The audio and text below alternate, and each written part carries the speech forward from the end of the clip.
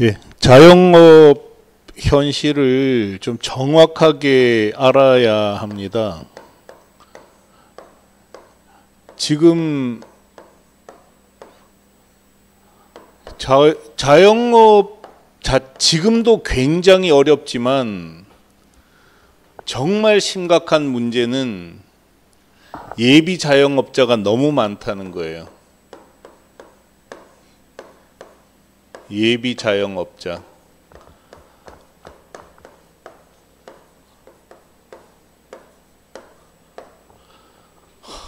지금 50세 이상 인구가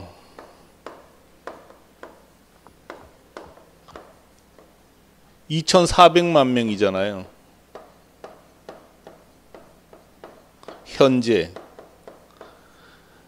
근데 10년 뒤가 되면 2035년이면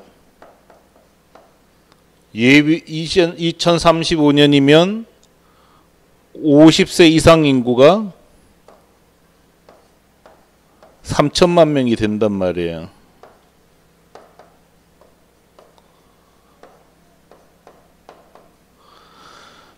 도대체 평균 연령은 거의 80대 후반, 88세 이렇게 가버렸는데 평균 수명은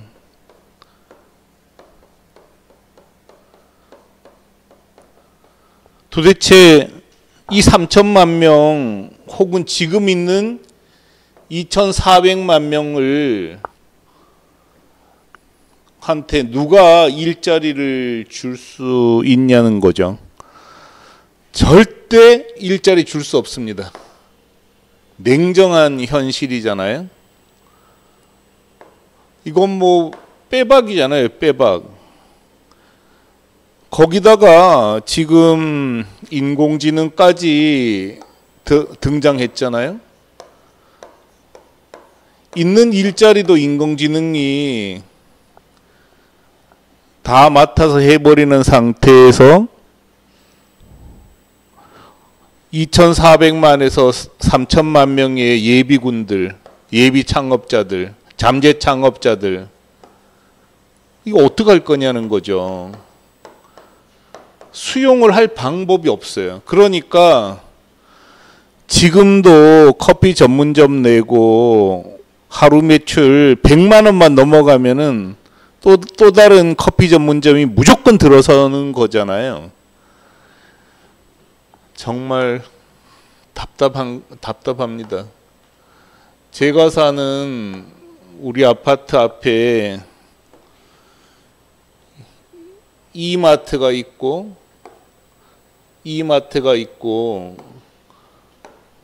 이마트 24 있어요. 근데 우리 홈마트 야채창과 정육점이 들어섰어요.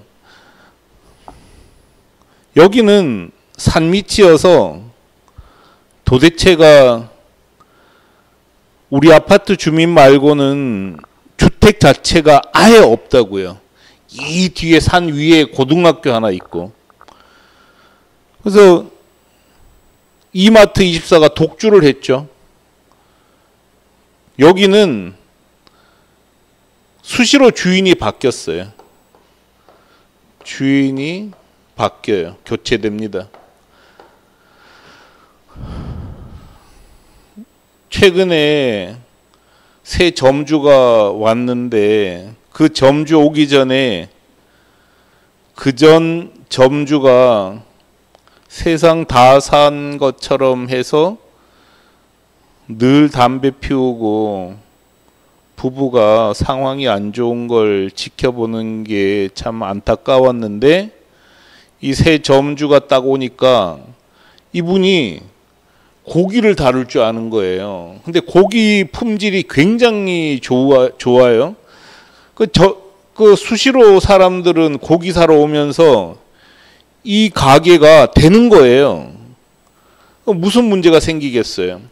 물론 이게 겹치지는 않는데 여기 우리 홈마트 여기 또 그 이마트에서 파는 물건 많단 말이에요. 여기가 문제가 된 거예요. 그래서 이 아파트는 산 비탈에 있기 때문에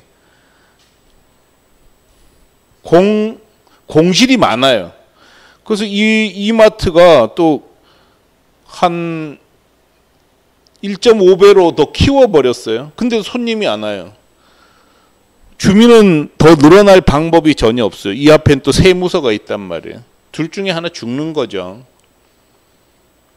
그런데 이렇게 죽는 줄 알면서도 들어올 수 있는 사람이 거의 3천만 명 있고 또 청년들 있잖아요. 청년들도 잠재 예비 창업자죠. 일자리가 없는데 어떡하겠어요. 정말 심각하죠. 그래서 국내 창업은 정말 하면 안 되는데 문제는 그냥 밀려서 들어간다는 거예요. 밀려서 창업하게 되는 거죠. 왜냐하면 뭔가 해야 될 것 같으니까. 근데 자영업자 현실을 정확하게 아는 사람이 사실은 없어요. 왜냐하면 통계를 뽑기가 정말 힘들기 때문입니다. 저는 챗GPT 갖고 통계를 뽑아봤습니다. 사람들은 챗GPT 별로 신뢰하지 않는다고 하는 사람들도 있는데 절대로 따라올 수 없다는 바둑에서 이세돌이 인공지능한테 진 게 벌써 6, 7년 전 아닙니까? 챗GPT는 질문을 정확하게만 하면 우리가 전혀 보지 못한 통계를 뽑아줍니다. 믿고 안 믿고는 두 번째 문제예요. 문제는 이런 통계를 뽑을 방법이 없었는데 이제는 뽑을 수 있다는 거죠. 뽑아봤어요. 가장 중요한 거는 챗GPT 덕분에 저는 참 많은 걸 알게 되었는데 이 자영업자 중에는 전문직 자영업자가 있어요. 전문직 자영업자. 전문직 자영업자가 누구냐면은 의사 치과 의사, 약사, 한의사, 수의사, 변호사, 공인노무사, 변리사, 법무사, 공인회계사, 세무사, 건축사, 기술사, 감정평가사 이런 분들이 전문직 그 자영업자란 말이에요. 그래서 전문직 자영업자는 일반 비전문직 자영업자하고 층이 아예 다르다고요. 그래서 통계에서 다 빼버려야 돼요. 그랬을 때 비전문직 자영업자 중에서 자기 월급을 가져가고 나서 세후 월 100만 원이라도 이익을 남기는 자영업자가 몇 명이냐 뽑아봤어요. 25%라고 나오더라고요. 이 정도면 그래도 그나마 생각했던 것보다는 많잖아요. 그죠? 이것도 하면 안 되는 거예요. 그래서 이익을 남길 수 있는 자영업자가 25%라는 뜻이거든요, 사실은. 그래서 이거를 가지고 또 분석을 해봤습니다. 자, 그럼 좋아. 월급을 가져간다 그랬는데 자기 월급을 가져간다 그랬잖아요. 월급이 얼마였을까요? 이런 것도 따져봐야죠.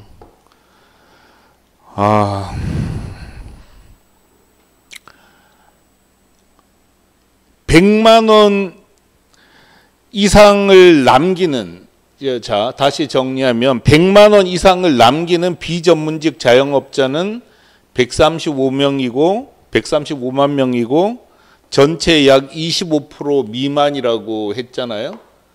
근데 가져가는 급여는 얼마냐 하고 또 물어봤어요.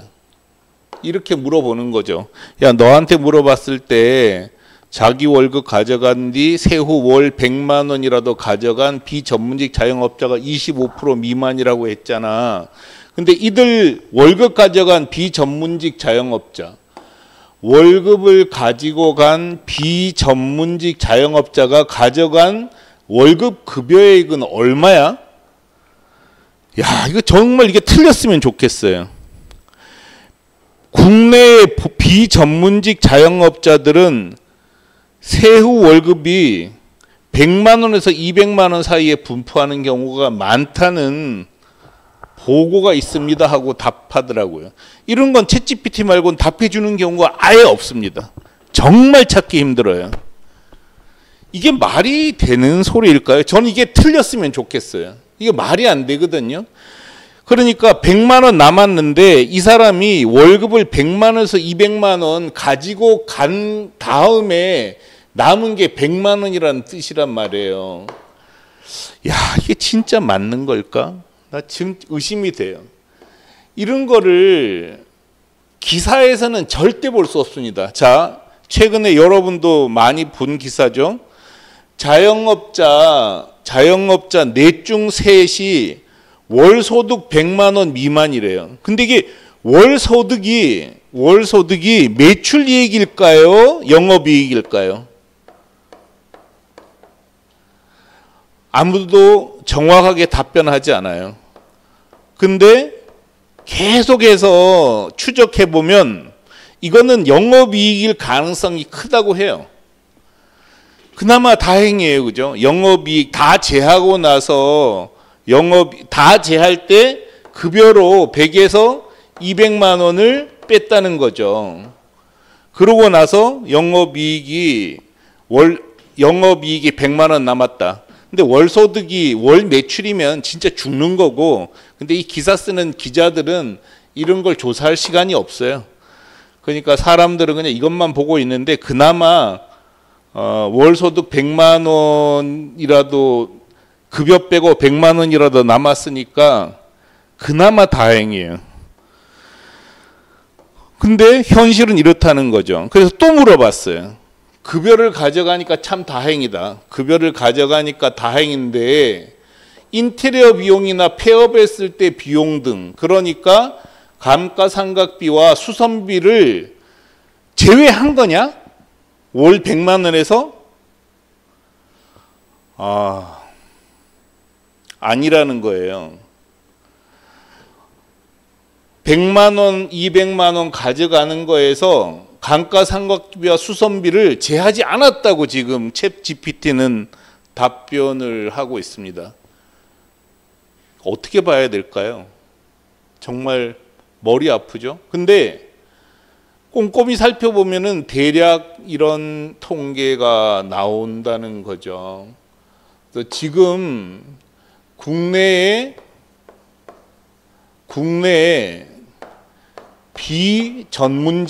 비전문직 자영업자 수는 570만 명으로 보면 돼요. 570만 명입니다. 이 중에서 월 100만 원 이상 수익을 내는 사람이 4분의 1이라는 뜻이고요. 이 4분의 1이 급여로 가져가는 건 100에서 200만 원밖에 안 된다는 뜻이죠. 그러니까 창업하면 안 된다는 거예요. 국내에서 창업하지 말라고 계속 티쿤이 얘기하는 거죠. 근데 정말 기가 막혀요. 제가 진짜 저도 이제 여기에 가입을 해봤어요. 여러분도 다 아시죠? 아프니까 사장이다. 다 창업하겠다고 진짜 난리도 이런 난리가 없는 거예요. 근데 창업하면 결과는 4분의 1이 월 급여 100에서 200만 원 가져가면서 겨우 100만 원 남는데 그것도 인테리어 비용이나 수선비, 나중을 대비한 돈은 빼지도 않았다는 거죠. 물론 기가 막히게 이 와중에도 자영업에서 돈 버는 분들이 있어요. 정말 위대한 사람들입니다. 그렇지만 전체를 봤을 때는 죽는 사람이 훨씬 많기 때문에 하면 안 되는 거죠. 그래서 저는 좀 많이 안타깝습니다. 이렇게 돼서는 참 곤란하잖아요. 그럼 이제 티쿤이 계속 얘기하는 거는 해외 직판하라는 거죠. 그럼 해외 직판하면 어떠냐? 해외 직판은 티쿤이 계속 통계를 보여드렸잖아요. 실제로